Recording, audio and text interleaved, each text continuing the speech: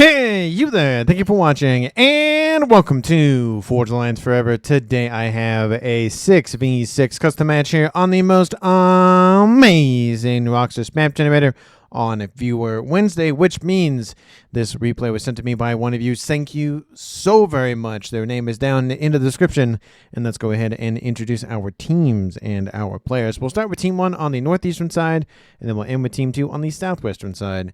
Starting off with Team 1's, let's go eastern side first. We have in Blood Angel Red, it is Legendary playing the Neon. He is a 1300. Moving westward, we have in Barbie Pink, it is the UEF of Balfron. He is a 1700. Moving into the pretty much securest position on the map for Team 1, we have Donko 7 playing as an Aeon. He is in Chevy Crimson as a 1700 as well. Due as west, we have in Batman Gray, it is Flycatcher playing as a Seraphim. He is a 1400. In Snow White to his west, we have Capy. He's playing as a Cybran. He is an 1800. He is also the highest rated player on Team 1. And then rounding off Team 1, we have in Rust, we have Mr. Cabin playing as an Aeon. He is a 1700. So in terms of Team 1's faction makeup, it is decently focused on Aeons, but it is at least one of each of the factions for Team 1. Again, 1 UEF, 1 Cybran, 3 Aeons, and then that 1 Seraphim. Moving on to Team 2 side of the map, we'll start on the eastern side first and then work backwards. We have in Tropical Ocean Blue, matching the nice little crystals here on this map, it is FedrikKood playing as a Cybran. He is a 1500.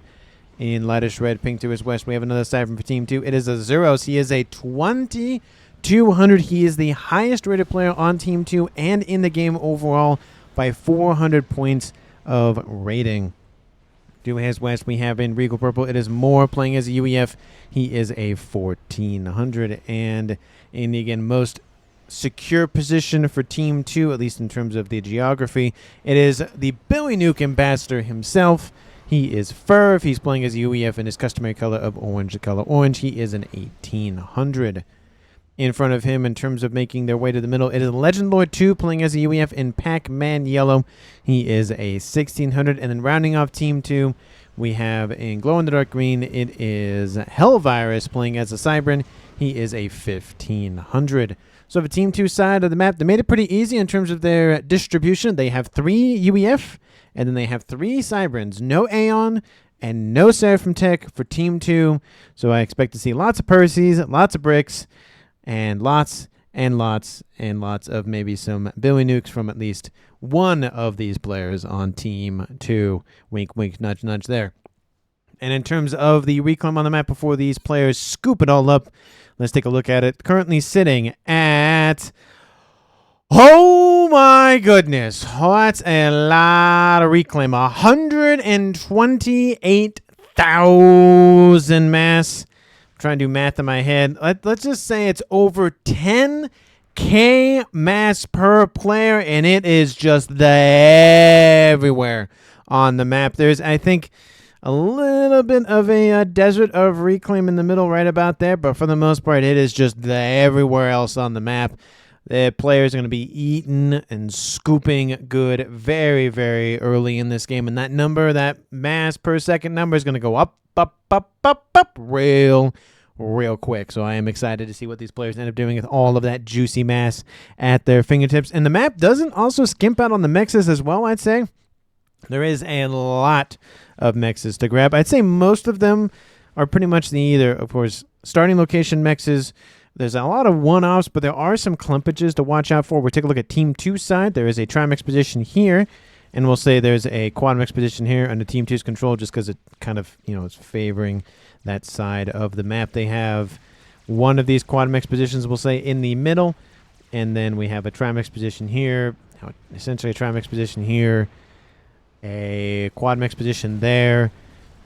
What else do we have on the map? We have a Trimex position kind of sort of there. It's not super close as I would like to see it, but it's pretty darn close. Trimex position there, and again, lots of one-offs dotted around the map. So again, lots of mass, lots of reclaim, at least in terms of mexes, and then of course in terms of mexes. So again, lots and lots of things are going to probably be expedited here shortly. I will want to note, though, this is a decapitation game. You probably saw that in the title of the video.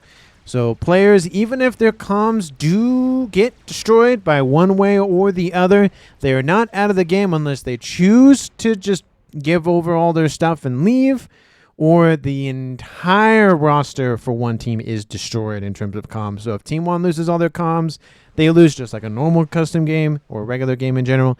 Team 2, same thing as well. So players might be a little bit more loosey-goosey with their comms, maybe a little bit more aggressive in terms of what they're up to. So we will just see what they decide to do with it's a one-time use comm explosion. If they decide to use it in an offensive or even a defensive way, you can use it like that. Gun upgrade started for Team 2's Fredrik and Legend Lore and Hellvirus. So 3 gun comms for Team 2 so far. Team 1, no upgrades as of yet. Do we even have T3 Air already online? Nope, but it has been started. 7 minutes on the clock for Team 1. Looks like it's going to be 2 air players for Team 1. Maybe Flycatcher is going to be a little bit behind Downco, but it looks like it's going to be 2 air players for Team 1. Team 2, I kind of expect the same thing for the most part. T2 lands, maybe not yet. Of course, T2 Air is done for Firv. Looks like he's going to maybe fix... Well, looks like he's going to... It says he's going to repair that facility, but anyway, he's going to be working on his upgrade, I would assume, here shortly. T2 upgrade started here for Team 1's Balfron here towards the middle.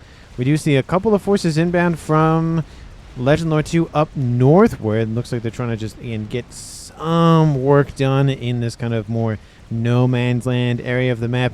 And the map, again, like I was talking about in the introductions, the most secure parts of the map are going to be the corners. They usually are in terms of them being the furthest back from opposing locations, in terms of starting locations and whatnot.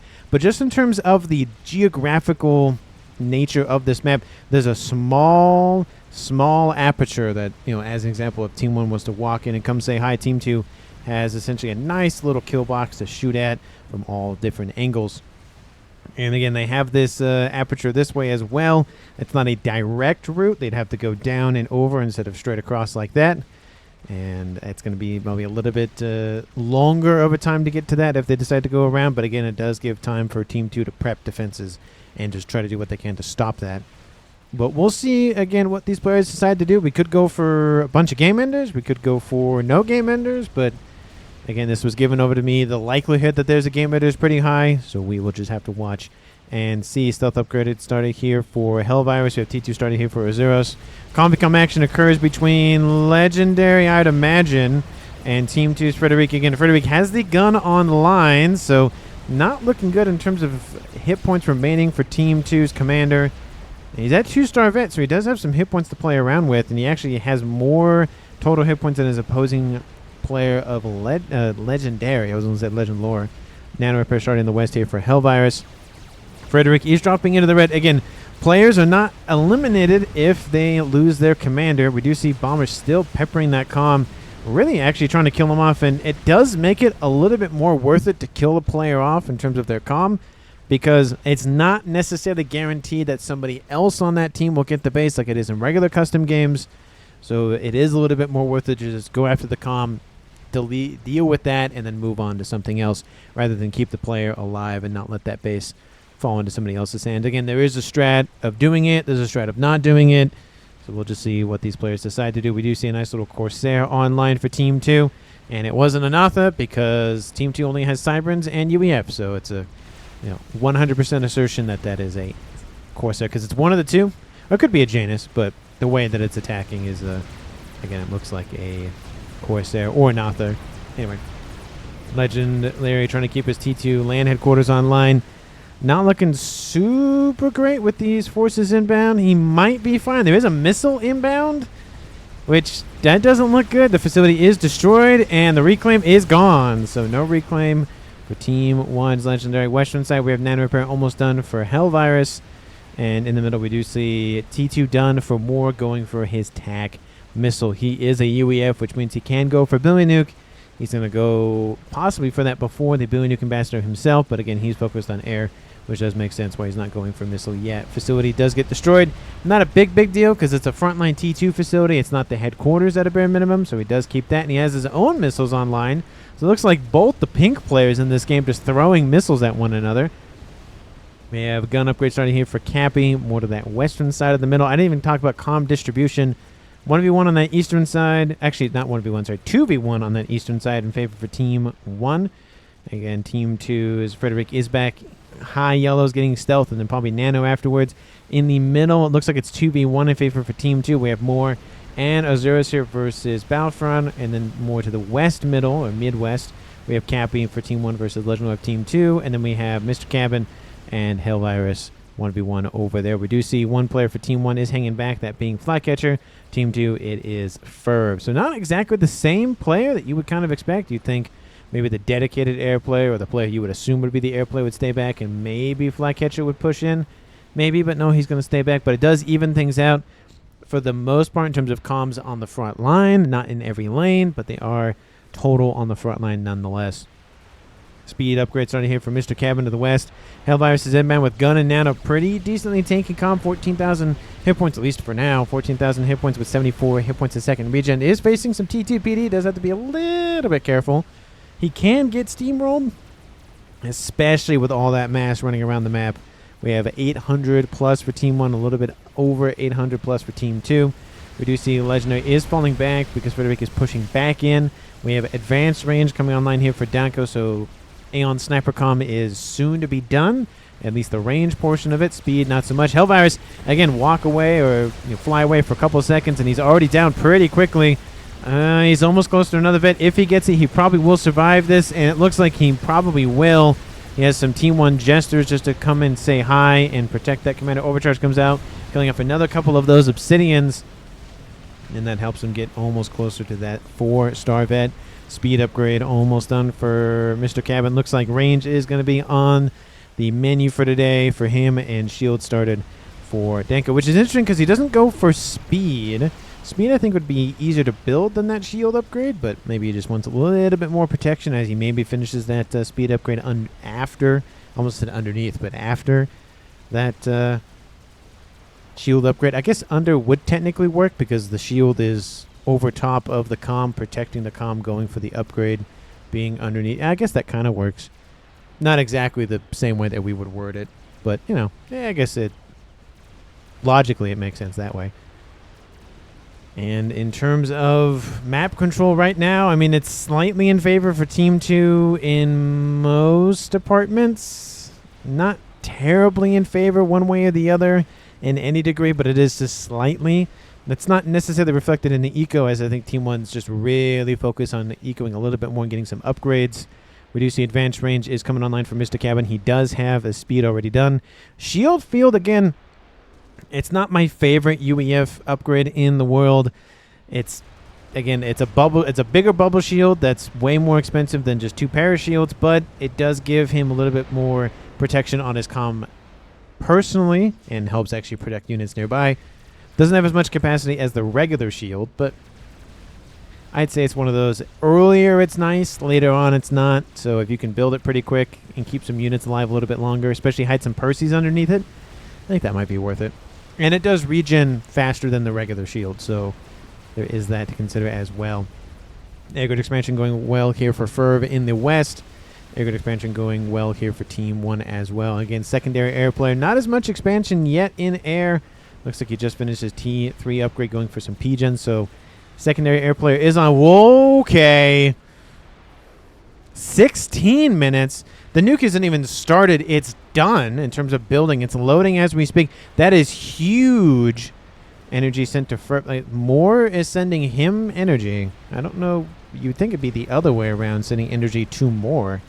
That's more to Firv, so maybe he's just slightly struggling with some power issues. Slightly. Nothing too bad, but that extra power probably helped him finish that T3 P-Gen he was building and keep his power a little bit more stable. Oh, and then Team 1 loses Legendary's commander to a missile snipe from Team 2. Looks like that was from Moore's commander. He has 2 kills. He has 1,100 mass kill. That sounds about right. And there isn't any TMLs anywhere else in the area. So nice snipe there by Team 2. I almost didn't catch that. But I just barely like, oh, what's going on over here? And then boom. So Moore getting a very nice kill again. Team 2 is Legendary gets killed off as I'm talking about Moore's kill. So it's now a 5v5.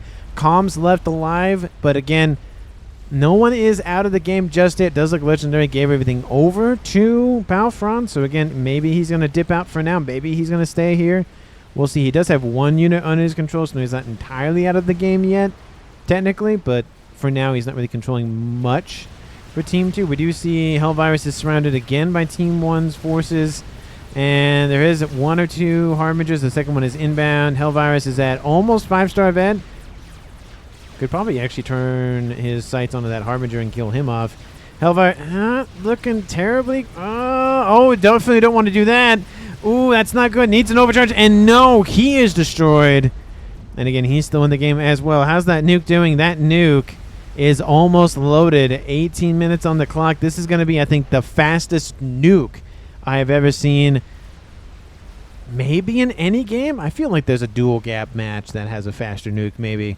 But I feel like that's a really quick nuke considering. That's really, really quick. He's at 200. He's essentially spending all of his mass on that upgrade and the nuke. That's it. Not really building any units for the most part. There's the nuke inbound, and it does target the airbase. Definitely smart. Oh, that would have been a little bit spicy. Going for the Albatross bomber sooner rather than later. And looks like he had maybe a slight air advantage, but not by much. And that inbound attack from Team 1 is being dealt with here shortly. It looks like some of that base there belonging to Team 2's Hellvirus has been destroyed. He's not controlling anything as of right now. That nuke is sailing overhead. Nobody's going to die in that explosion unless somebody magically just transports their comm over there, which, I mean, it'd be crazy to do that at this point. And here comes the nuke. Kaboom! Kills off 3 mexes. I think this one was out of range. That one was out of range. I don't think there's another one in that mix. I think it was just 3. Yes, but again, the airbase is gone. Definitely not good for Team 1 for air control.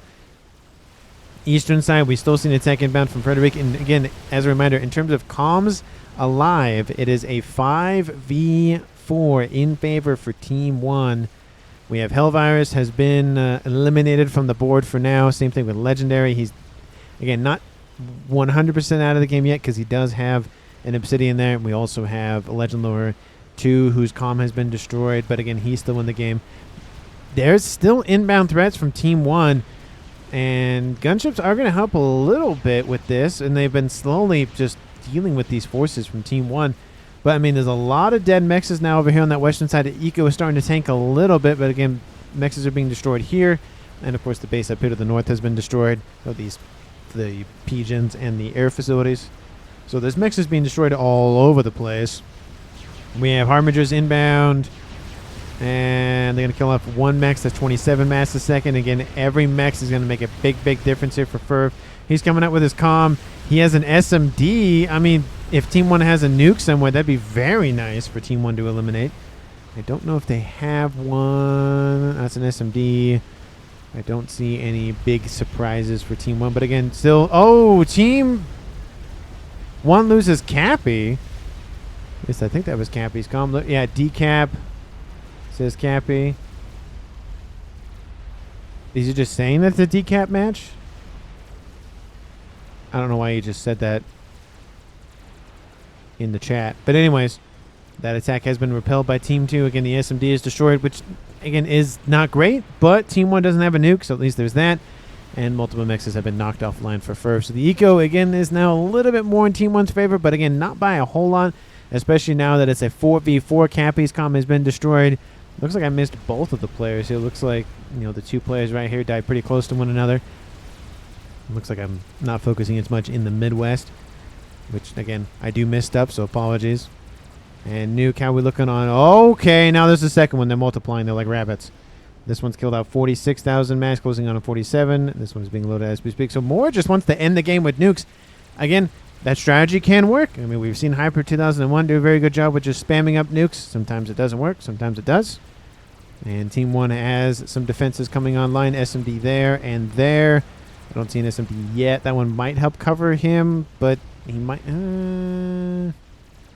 that's a little concerning. It might be out of range. That SMD there for Balfron. SMD up there.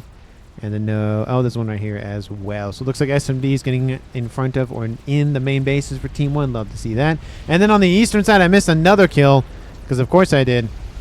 Danko is destroyed by the chicken from Team 2's fly. Oh, that's Team 1's kill on Team 2. Never mind. I was like, wait a second. Wait, that doesn't make any sense because Danko's up here. That is Fredrik killed off by a chicken from Team 1's flycatcher. I was like, that's why I was really confused. I'm like, wait, that doesn't make sense.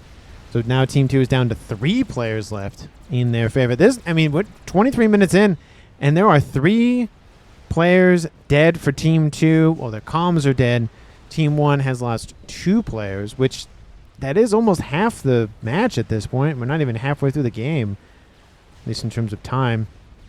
We do see Missile has been spotted by Team 1, and there he goes! Kills off a chunk of forces for Balfron. Ooh, that's going to hurt. Now he's up to 9,000 mass kill, doing very well hit with his Billy Nuke. Surprised somebody else wasn't the first one to build that. But again, as I say, focused on air, not on the front line, which you can do Billy Nukes as an air player. Just you're going to have to divvy up attention and whatnot. A couple of restorers being shot down by some ASFs. I mean, it's not a lot of ASFs for Team 2 to lose and not a lot of gunship for Team 1 to lose, so it's kind of almost a wash, especially with them just flying into some AA territory, but it's not by much. Really isn't. A couple of ASFs lost. I mean, it can make a difference. It rarely does. We have seen a match or two where one ASF did make a difference, but like I said, it's rare that that happens. I was going to say, is there another one down here? Because they're just multiplying. That nuke is half loaded. That nuke is almost loaded. We do see, again, a little bit of a storage farm. Very, very volatile, so definitely wants to get a shield or 2 or 1,000 over that thing. But at a bare minimum, we don't see any longer range tech for Team 1 as of yet. We do see Chicken coming in to say hi to that nice little Monkey Lord, and the Monkey Lord's going to say, nah, not fun to see you. Nuke is inbound from Team 2. Again, the second one might not be as impactful as that first one was, but again, the attempt still has to be made. It is going to the front line. SMD was built, not loaded in time, which, again, it will soften this front line. Maybe allow some ground forces to push in. But honestly, the ground forces for Team 2 are mainly on this eastern half. Team 1 really doesn't have a whole lot to deal with on this western front. It would have been better to maybe launch a nuke over there.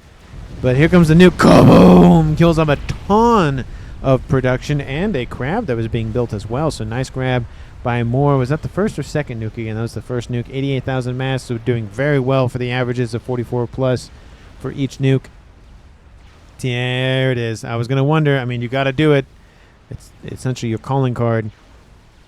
There goes the T2 upgrade. We do see the Liberator nuke has been built here for Team 1's Capy. And another explosion. Another billion nuke lands from Team 2's Moore. I don't think anybody else could have done that because the Legendary was defeated, so he's the other UEF that could have done it. But he is, obviously his comm is no longer with the game right now.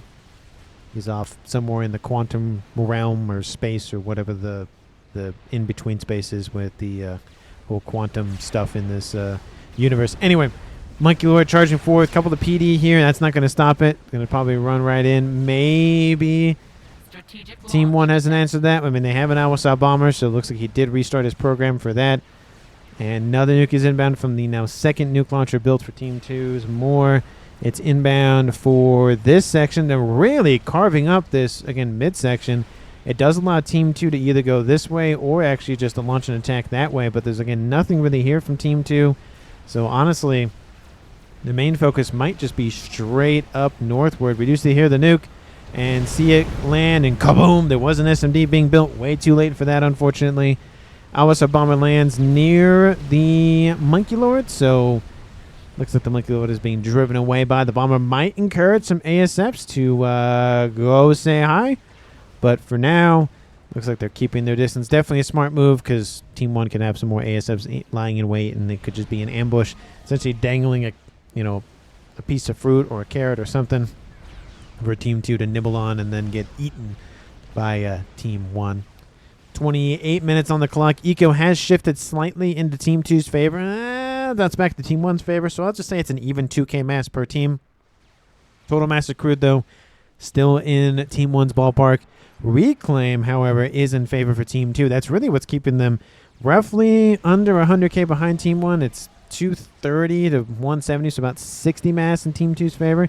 And the Awasa Bomber, it's not looking good for its health. He probably will get 1, if not 2 more bombs dropped out of that if he continues to fly over top of this growing horde of bricks, bouncers, and a couple of experimentals. And a nicely timed Billy by Team 2's Moore. It's going to land right in the group of that land forces and takes off a chunk of them. Not all of them, but hey, he did time it decently well, so you got to give him props there. Monkey would at least target the Monkey would should be targeted by the GC and eliminate that. Looks like it does do that. Laser versus laser wins that fight. A couple of units for Team 1 isn't going to make a big difference because that crab and everything else is there and is going to destroy everything else. And in terms of, ooh, look, another air grid for Team 2's Frederick. And we have a T3 air headquarters also online for Azuros. So we have 1, 2, 3, 4 T3 air headquarters is for Team 2. Team 1, we have 2. Technically a third one. Looks like that's more of a backup. I love that.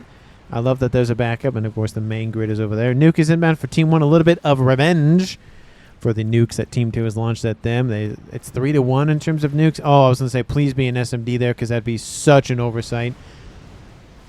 Hold on. There isn't one loaded. There's an SMD there. It's not loaded. Team 1 noticed that. I thought they were going to go for this. Oh, that is going to be unfortunate for Team 2. There's 3 nukes. They were multiplying like rabbits. Oh, this is going to hurt. Oh, it's going to hurt. Kaboom! Kills off the everything in this base. Nicely well placed for Team 1's Capy. And with 1 nuke, he destroys 114,000 mass. I should have checked up on that other one to see how much mass more destroyed with his nukes. Again, it was 3-1, but that, that's got to hurt. Did you launch 4 nukes, says Firv? Nope, it was 3 of them, at least by my count, because it was the 1 here, and then the 1 here, and then the 1 here. So, oof, that's a lot of yikes for Team 2's More. All of his plans to go for just full nukage have been denied. He still has his Billy nuke, so he still has that, but that's gotta hurt. Oof. The first rule of building a nuke, gotta have an SMD, because the easiest way to kill a nuke is with another nuke. Well, maybe not the easiest way, but one of the best ways to kill a nuke is just with another nuke. Couple of monkeys still sitting here. We do see they're going to fall back again. Again, there's some AA in the area, some mobile T3s, so probably not the best idea to keep the ASFs just over the top of them. And we should see maybe a soothsayer built in this base. Nice little vision for Team 1. Same thing with Team 2. Again, they both have access to cyber and tech. And is there any plans to go for anything big and exciting in Firv's base? Just more, looks like mass fab farms with some ASF producing facilities mixed in with that. I do kind of like that semi-hybrid, because it's either all PGens and mass fabs, or it's mass fabs and air facilities, or of course it's the regular air grid, which is PGens and air facilities. So I do kind of like the hybrid there, and it's underneath shield coverage already. So hey, look at that. That's part of the template. It looks like. So love to see that as well. Team 1, anything big and exciting? Secondary air grid. Ooh, artillery starting. It's not a T4, but at least there's some plans to end the game. Again, nukes do count in that, but Team 2 was planning that since probably the 12-minute mark, so ending the game might be a little bit too early, to say the least, at 12 minutes. But, got to have a plan, and I will say this. He had an idea. He went for it. It did some work. It ended up not working in the end, at least for now, but he did at least attempt to do so, and he didn't dilly-dally about it, so I do like that. And a couple of monkeys kind of be ignored. Where'd the bomber go? There's the bomber. The bomber should be targeting this. Why isn't it targeting this? All these ASFs are being chewed up for essentially nothing. And the Omni gets taken out. Not a big deal, and it is annoying, but there is another one right there, so a little bit probably better positioning. It's not out in the open. Another SMD here, another SMD there. Again, that SMD is going to get loaded here, I would assume, real quick. SMD there. I'm surprised there actually isn't one in that base for Firv. There's an SMD there. So lots of SMDs are being built around the map. Bomber does land right in the middle of 2 of those monkeys. Monkey is heavily, heavily damaged. Team 1 has a nice little fat boy on 2 monkeys online for them. GC is online as well to the west. The base in the middle has been rebuilt to a degree. Another Nuke inbound. SMD is not loaded yet, but again, they don't really have to worry about Team 2's nukes unless Team 2 built more nukes because they already killed off 3 of them for Team 2. And that is to send more. Oh, I didn't switch over to regular mass. Apologies for that. Everybody in the game is at least over 100 mass a second, except for 2 players. Legendary doesn't have any units, and Hellvirus doesn't have any units. Again, that doesn't mean they're not in the game still. They could just be watching, you know, like we are as observers. They can still, you know, get units transferred over to them and move stuff and build stuff and all that stuff. They can still do pinging and all that sort of stuff. So they're still in it. They're just not in it, if that makes sense. And in terms of whatever else Team 2 and Team 1 are doing, is there anything else exciting happening in these bases? I mean, I do see a bug being built for Frederick. Didn't I see a bug being built for Team 1? Oh, that's a crab. And another GC over there. We have lots and lots of gunships running around for Team 2. Team 1 is countering, of course, with a lot of mobile AA. And it looks like that crab is it's not looking too great. We do see some gunships from Firv are going to decide to take the plunge. ASFs from Flycatcher are like, nah. And then the ASFs from Firv says, nah, and eliminate all of that nonsense. Now, most of those gunships, they probably could have pulled out, but honestly, it's annoying. But Team 2 did win a slight amount of ASFs killed. That bomber would definitely be a nice thing for Team 2 to deal with, especially because Team 2 doesn't have an air experimental, well, I was going to say yet, but they do now. And it looks like it's, honestly, for most of the players on Team 2, it's heavy air focus. Team 1, I mean, there is some air, to be fair, but it looks like a lot more land focus. And in most cases that I've seen, with one team going land and one team going air, for the most part, it's a lot easier to counter air than it is to counter land. Because air countering, you can just get AA, you can get some mobile shielding to protect the AA. You know, obviously you go for all your own air forces as well. Land, you need land forces. I mean, you can get PD and shielding and artillery and all that stuff. But eventually, if they're on your doorstep, they're going to be doing damage. ASFs, they can't shoot at ground units. You have to build a different unit to do that. You can go for gunships, but again, gunships aren't as effective for the most part dealing with ASFs. You know, you can go for air experimentals. You still have the same problem of like Team 1 could counter that with their own ASFs. Point case proven. Just build a, couple dozen and just steamroll it, kill it off, be done with it, move on. So it's, again, in terms of countering land, it's a little bit harder to do that, I'd say, than air. I mean, I think some arguments will probably happen in chat because of that. They'd be like, well, actually, it's easier to counter land for whatever reason. And I welcome it. I welcome the conversation because I learn more, you learn more, everybody learns more. The dog or the cat or the chicken or the whatever else is watching is learning more. Nicely well-placed bomb. Wish it was a little bit further in, but they are walking into it. So it took out about maybe a dozen units. So not too bad. We do see the Novax actually doing its job, its namesake, in being a defense satellite. Not an offensive one, a defensive one, because most of the time those things are just strictly offensive. And the ASFs from Team 2's Azuros get absolutely gobbled up by the ones from Danko. Again, that's a... Oh, that Megawat's getting close. Megawatts keep walking. Ooh, that Billionix are going to land, I think, right on top of that Megalith. If not right next to its leg. Oh, kills off almost the entire brick force with it. That's a huge, huge win for Team 1. That's a lot of units they don't have to deal with. And some ASFs get destroyed. And the Novax gets destroyed as well on top of it. So, kind of a draw for Team 1 and Team 2. But I think the mass, again, will be very, very grateful for Team 1 for the donation of Team 2's Megaliths and everything else. We have a Mavor almost done, 37 minutes on the clock for Firv. The overcompensator himself has almost arrived. And we do see a GC, actually 2 of them, and a Megalith are inbound. Team 2's more not looking too great. He does have a Nuke, but again, he can't outrun that crab. At least I don't think you can. Yeah, I don't think you can outrun a crab. You could probably outrun a FAF boy, but I think it's about it. And he's trying to dodge. Oh, and the Megalith does get destroyed. So, hey, that's one way to outrun it, is just destroy the thing chasing you. Always Bomber lands again at that group of forces from Team 2. I think Team 2's had the same monkeys for a while over here. They're just still damaged. Again, lots of AA just littering that eastern side and actually some of that approach as well. Bomber does land on the mountainside. Should be easily reclaimable and actually doesn't land on any structures. That would have actually been annoying. He wouldn't have died, but his SMB may have been destroyed because of that. May have. And there goes Team 2. I just barely missed it, but Moore does get defeated by that GC that chased him down. So he didn't get out of range of death. He just delayed it, just slightly. Looks like there's conversations about going straight in to Firv space from that GC. I do hear a strat bomber somewhere. I don't know where it is, but I hear it somewhere. I don't see it anyway. But 38 minutes on the clock. Team 1 at 4 players comms remaining. Team 2, they just lost more, so now they're down to 2. That is going to be Azuros and Firv. So it's a 4-2 advantage in terms of comms left alive. Players still in the game in terms of actually affecting units and stuff like that is 5-5. The only players, of course, is Hellvirus and Legendary that aren't doing anything as of now just because their mass income is at 0-0. But let me know down in the comments who you think is going to currently win this game. Of course, you haven't because, again, I don't know why you wouldn't at this explosive game. Thank you so much for watching. I really do appreciate it. The Mavor is completed. Shielding is being built around it.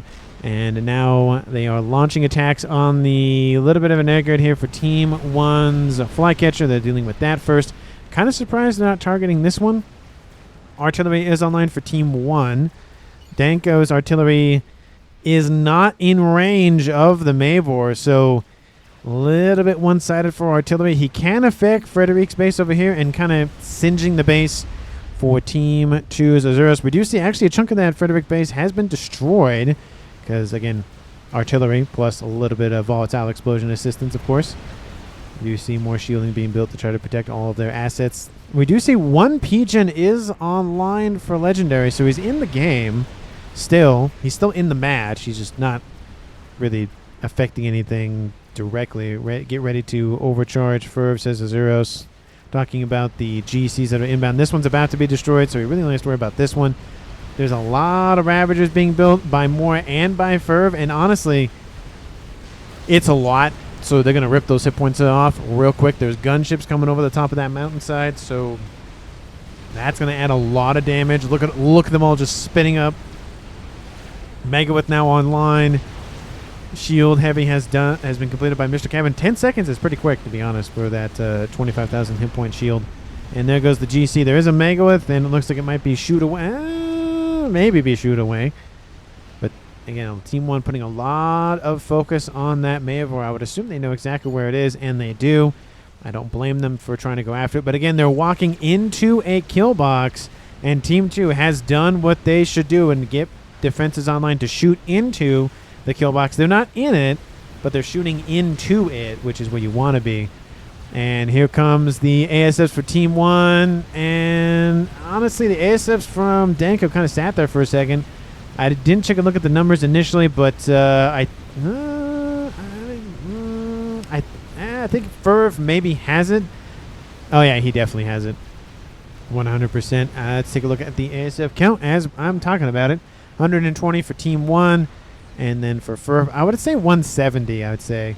165. Pretty gosh darn close in terms of ASF count. So Team 2 is in the lead, especially when you count Fredrik's gunships in there as well. I'd say maybe air dominance at the max, about 50 ASFs ahead. Not a lot, but it can make a difference. Tons of SMDs. I don't understand this many. There's no YOLO on the map. Team 2 does not have access to Seraphim or Aeon Tech. So they wouldn't have access to a YOLO unless they stole a Seraphim Engineer. Super rare occurrence. You're more likely to see a Mercy be used in the game than you are to see somebody capture another unit. And I don't count those neutral units that are on that Mad Sea map. Those that doesn't count. We have Balfron's forces on the eastern side. A couple of gunships. I mean, they're going to help a little bit, but honestly, there's not really a lot of resistance from Team 2 over here. So it's just slowly eating away Team 2's just eco. We have 2 airs, says Capy. Our air got nuked early on. I mean, it did get nuked early on, to be fair. And Team 1's still staying with it, though.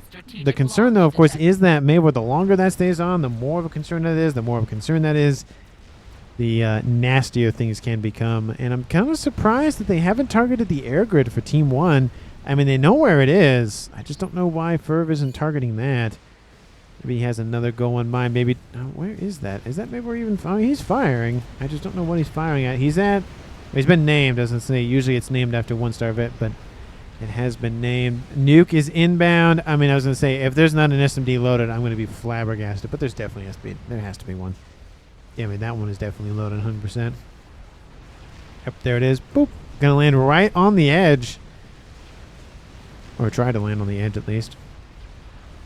And Donut is online. They might try to crash land it. I mean, it's going to do some damage with the crash damage. It's not as much as it way, way long ago used to be. At least it feels like it's way, way, way long ago when that update came out. I mean, if it was a couple of donuts, that'd be a different story. But just one isn't going to be enough. With 3 megas and a GC, they have to push in. I mean, I get that they want to be outside of range of the Ravagers, but it's going to be attrition damage for Team 2, and it's especially because there's gunships here. I don't think it's going to matter. I mean, the GCs need to push in. The Megawatts they need to push in. There's AA inbound to assist. That Megawatt's already in the yellow. The Donut is over the top, and there's already AA here for Team 2, and of course the ASFs to boots. And that Czar, I mean, it's going to land right on top of the thing, or right next to it. Kills off, I mean, honestly, nothing. And there's another dead Megalith. There's going to be another dead GC here shortly. There's just so many defenses here for Team 2. I mean, they're keeping the Megalith online a little bit longer because of the assistance from those engineers, which is a nice play, to be honest. You just, again, it's like assisting shields. But Missile Snipe comes in and destroys that Mavor. Where did that come from? Came from right here. That's a nice grab by Team 1. And they get, they almost get Firv's comm as well. That's a really great grab there by Team 2. There is a scath that's under construction in the east, though, for, looks like that's Azuros. And it also looks like Fredrik gave everything over. And same thing with Legend Lore. So really it's a 5v3 game in favor for Team 1 for players acting on things in the game. Missile still raining in. Team D is being spammed up pretty quickly to deal with the remaining missiles. But that's such a nice grab by Team 1's Mr. Cabin. I was going to say I was surprised that the Donut's just going to rush in and die, but it weakened the shields a little bit, enough for the missiles to do the rest of the work. So nice grab. He's going to restart the construction, and again, the mass was destroyed, which means he doesn't get the benefit of building right on top of where that Mavor used to be. So Team 1 can breathe a little bit more easily, given that that has been removed from the table. Artillery from Team 1, again, still outside of range of everything else, but looks like they've dealt a sizable hole into that air grid. Looks like the Megalith is being built now and done. Eastern side's mostly been cleaned out by Team 1. There's some ASFs fighting. Ground units are destroyed, but again, there's more mexes dead on that side of the map. Eco is now heavily shifted into Team 1's favor, 2.8 to 2.1. Nuke is, I would assume, no, not loaded. I'm surprised. I'd assume the Nuke would be loaded by now, but I guess not. Any big plans to end the game? No? Oh, I guess the air grid did get hit eventually by Team 2's Firv, by the Mavor, but some of it survived. I don't see any big... Oh, looks like Awasa bombers are being built by Flycatcher. I just don't see any big things. I don't know what their plan is, but they're planning on something. Launching more missiles in there is not going to do a whole lot of work, even if you keep them, to the outer edges of the Team D. It's not going to work. It just isn't. 44 minutes on the clock. And that Mavor being dead is very, very good for Team 1. Where's this nuke going? I don't think it'd be worth it to send it in there. There's too many SMDs there. That might be a nice grab. The SMD is loaded. There's a Fat Boy inbound now. It's being hit by a lot. Oh, it just went nope. Yeah, it just went, I'm not going to go back there, but I think it's too late. SMD does, again, fire and destroy that nuke. And, yep, there goes that Fat Boy. So Team 2 denies that. Nice counter there. Not only by the SMD, but also by the killing off the Fat Boy. But there's 3 monkeys inbound, and you might kill off one. You're not going to kill off all of them. Again, it's a lot of damage. They're pumping out a lot of artillery fire. But those laser weapons are going to come into range here shortly. Monkey Lord is inbound. And gunships are also inbound from Team 2's Azuros. And again, the main focus is probably just that SMD. The next nuke can come in and wipe it out. be as more mass efficient as these Lincolnwoods. But you got to kill off the SMD first is the primary focus. And it looks like they are going to go straight for it. Yep, there it goes. Nice grab there. Team 1, you don't have a nuke waiting, but you're already half done to loading another one, to be fair. So there is that. And how's that Maybar reconstruction going? It's in the yellow. He's doing decently well in rebuilding the thing. More megawatts and other defenders coming online. Lots of eco. Team 2's Firv at 800 mass. We have Team 1. Nobody's over 1,000 mass a second. Azuros is almost at almost 1,000. Almost being the keyword in that statement. We have a GC just being denied by Fat Boys. Nice little freezer full of them. There's another Fat Boy down there. He's going to redo nukes. No redo nukes. That was just a one-and-done operation. I mean, wouldn't be a bad thing. Team 1 already has SMDs in place, though, so you'd have to kill off the SMDs and then go for the nuke, so it's probably not as worth it. I will note, I don't really like Flycatcher just sitting over here to the edge. He does. You have Teleporter, Gun, and Splash. So Gun, Speed and Range, and then Gun, Splash. That is a snipe attempt onto somebody for team. Oh, that's not going to feel good. And that's Scathis is almost done, to be fair. It will put some pressure on that eastern front for Team 2. And there is the calm of Flycatcher. He's down there. He's going to go straight forward, it looks like. Not wasting any time. Oh, this is going to be not good. Azuros needs to respond very, very quickly to this. Pings do get pinged. And they're getting pinged. And it should be any moment. There it is. Flycatcher needs to turn around. And there goes the overcharge. Azuros, again, doesn't have anything on board. He has stealth and T3, so some hit points. SMD would be a nice grab. There is more PD being built, though. And Azuros is fleeing underneath the host of shielding he's built. And Flycatcher's not looking great. The hit points are dropping pretty quickly. I mean, they will spot the Scathis, though, at a bare minimum, but I don't think Flycatcher's attempt is going to work, unfortunately for him. Looks like he'll kill off some engineers, and that's about it. Another nuke inbound from Team 1. It sounded like there was 2 of them. Maybe not. Maybe it was just the one. It sounded like 2. What was that? Azuros died. No, Azuros didn't die. That was Flycatcher. It was an attempt, but he just saw it a little bit too soon, and then that made all the difference. Scathis is firing onto Balfron's position. He's going for an artillery piece, which that artillery piece should be, well within range of everything else for Team 2. That explains, of course, why he built it there. Nuke is inbound. It's going to kill off some engineers. All the reclaim's already gone, so the base is kind of already almost destroyed, but you could have wiped out this. I mean, I don't know why they're not targeting other things. Why are you killing my NG? Why are you killing the NGs? They're just, passive with nukes and strats. It says more. He's like, why you do this to reclaim? There wasn't any there at that point, but, they couldn't have known that 100% of the time because of vision. Yeah, nothing there.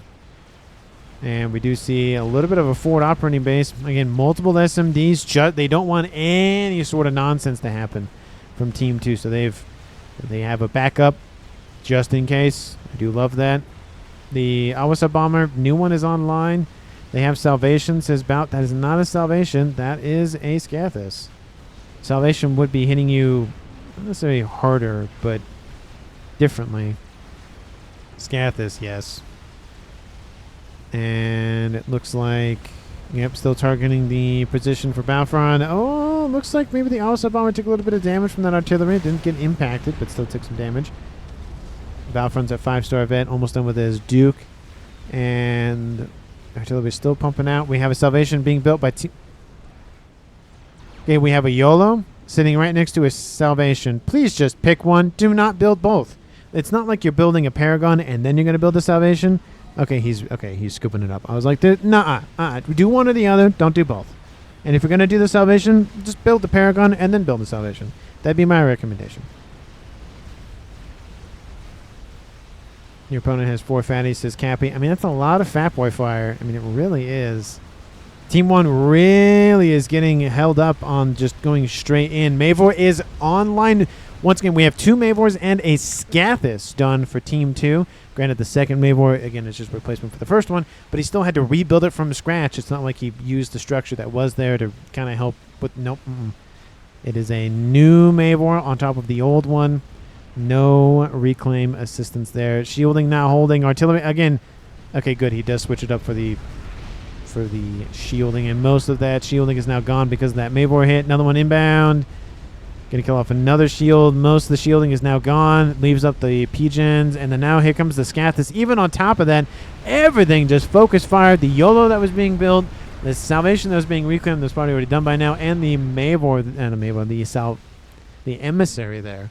So everything on Team 2 just went, that's dead. Let's move on to the next target. Let's go after, I don't know. The Nuke would be a good option. The Duke would be a good option. It's not done yet.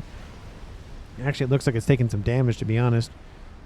And then anything else over here to the west? No. There again is the concern of this. This is getting pretty close into Team 2's territory. And, of course, that is a lot of firepower inbound. 51 minutes on the clock against Scathis and Mavor. And I don't know if Team 2 has an answer to this. I mean, they have air. They have gunships. I mean, they have stuff nearby which are moving into range. But Team 1 has done a lot of work to just build a bunch of bouncers, and this is one of the downsides of going air versus land in this case, where your opponent builds a bunch of AA. I mean, unless you have a lot of gunships, and I mean a lot, like this is still a lot to be honest. They're coming in, unfortunately, because of the landmass going up and over, so it's taking a little bit of time to actually get there. But look at how fast all these bouncers are just ripping apart these gunships. I mean, both sides will take heavy losses, but it's not great for Team 2 for their gunships, and if Team 1 does lose all the bouncers, eventually it will be bad. But again, we have 4 megalitts, 100 in this case 21,000, 110,000 hit points. We have another Fat Boy. We have 3 monkeys right behind them. There's a lot of firepower inbound, and we have an Hour bomber just hanging out. Still don't understand why he went for the second one, but you know, maybe he wanted to build a bomber. Bomber's not a bad unit. Again, I think it's better than the bug, but that's just my 2 cents. I don't know why the gunships left. They've dealt with most of the AA. Actually, there's only just a couple of bouncers remaining. I don't know why. Yeah, I have no idea. It looks like Twitchy's not Twitchy, because sometimes Twitchy Mofo plays yellow. But Legend Lord 2 is like, hey, put the gunships back. Like they were doing work now since most of the gunships or most of the AA is gone. And yeah, that's a direct just conga line of death. Cloaking is almost going to finish here for Azuros. He has laser online. He doesn't want to be caught unawares again, which is, again, definitely a smart thing to do. And especially with that horde of megawatts inbound. Shielding. Ooh, it hits him a little bit, but he does finish that upgrade. The question is Team 1 aware of his presence? No, he is not. Oh, no, they are not. And first megalith will die. What hit? Was that? What was? Hold on. What was that? What was there? Another artillery piece online for Team 1 somewhere? Oh, there's just one over here. Oh, look at that. There's another one being built. Okay, back to this. And Azuros is being targeted by Team 1.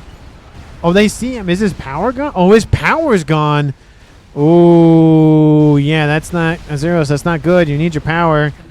Oh, yeah, that's not good. And Team 2 is going to lose Azuros' comm. Oh. That's not good for Team 2 at all. Again, that just means that Firv is the sole surviving commander for Team 2. If Team 2 loses his comm, that's it. Game over. Team 1 wins. Team 1 again has a reminder of Danko, and they have Mr. Kevin, and I believe, yep, they have Balfron right there. So they still have 3 comms remaining for Team 1. So there's still some padding in that little grouping. We don't, what were they shooting at there? I don't know. Oh, GC that was coming in. But again, 1, 2, 3, 4, 5, 6 experimentals in this group. There's 2 more coming up the rear. Oh, watch the friendly fire. It does miss, but it looked like it was going to hit. And they're going to walk straight in that way. All the defenses were built here, and they're even layered even more. Oh my goodness, it's a lot of T1 PD. That's too much. It's just too much in that small gap. Okay, no. Why are you building like 1,001 Novaxes? Nuke is inbound. I guess killing off mass. I don't think it's that important, but you know. We have 1, 2, 3, 4, 5 fat boys. Thought I saw a 5th one, but maybe not. Maybe it's just the 4. Looks like they're trading that position. 3 Novaxes online, so he traded in his nukes for Novaxes. Not a terrible trade. I prefer the kabooms for obvious reasons, but Novaxes are very useful. But 1 fat boy is gone. They should be going this way, but again, there's the GC over here they're trying to avoid, so it's kind of just, do you die a little bit slower, or you die kind of slow-ish, or do you die just really quickly? And they're kind of dying like slow. Another fat boy is gone. 1 more remains. And it's just walking on in. Actually, Billy Nuke lands there, I would assume from Firv.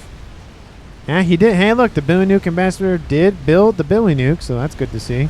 That first, second megalith is gone. We have 2 more remaining nuke lands. Kaboom. Don't know what that really did at that point, but I guess it did something. And Team 2 is tightly compact in there, especially, of course, where the Maywar is. The Maywar is still online, 200,000 mass killed.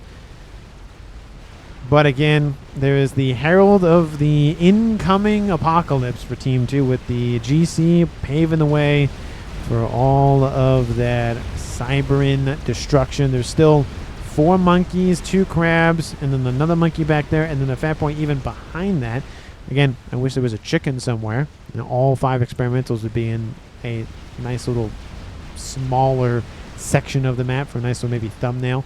But, you know, I have other ideas for thumbnails. We have a Czar. Oh, please land on top of the Maywar. Please land on top of the Maywar. Please land on top of the Maywar. Oh, right on top of the thing. Kills off a couple of shield generators and damages it.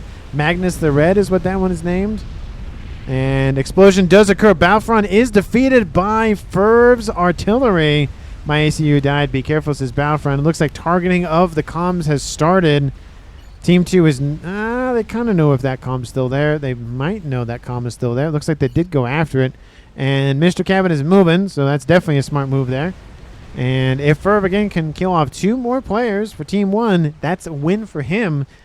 And I feel he'll probably feel like all of that annoyance will be worth it. But there's another donut inbound, and I sense a pattern occurring here for Team 1.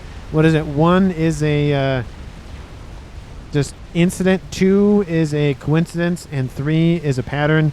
Oh yeah, they're not letting that donut get anywhere near that. But it does kill off almost all those T1 PDs. Well, they spent all that time building them, and didn't really amount to a whole lot, because Team 1 decided not to go that way. But we have 2 megawatts for defense. We have another one coming online. Again, monkeys are kind of going to the edge and north. GC does get destroyed by those defending gunships. And the power and some of those mass fabs are being eliminated for Team 2's Firv. Again, now it's 2 megawatts versus 2 megawatts. This one is heavily damaged, so now it's just 2v1. Another mass fab farm is down. Another one's going to fall here shortly. And then it's targeting the air grid. And again, this is the last bastion for Team 2. It's like Minas Tirith over here. And the orcs and everything else are invading. The elephants are breaching the walls. Yeah, all those monkey woods fell back. They didn't decide to go west. They may have P-Gen kits killed off a T2 one, though. Constant T2 artillery just walking into that base. That's just, I don't know. That's a lot, though. So, draw, says Firv. Yeah, no, I would not accept the draw. Did he actually, like, issue the draw? Is that just, I think that's just a joke. Yeah. I don't know if there's, like, a draw icon, like, a little, like, vote yes or no, like there is for a surrender. And Firv actually just straight up recalls. I mean, he would have probably made it. The game, you could have just...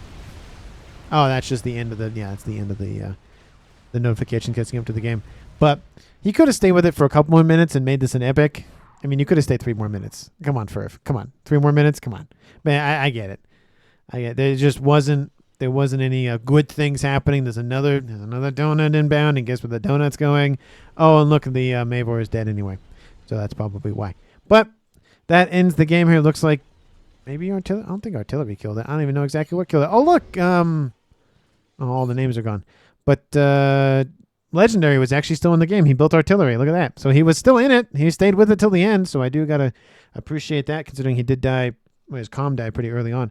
But again, thank you so much for watching till the end of the game.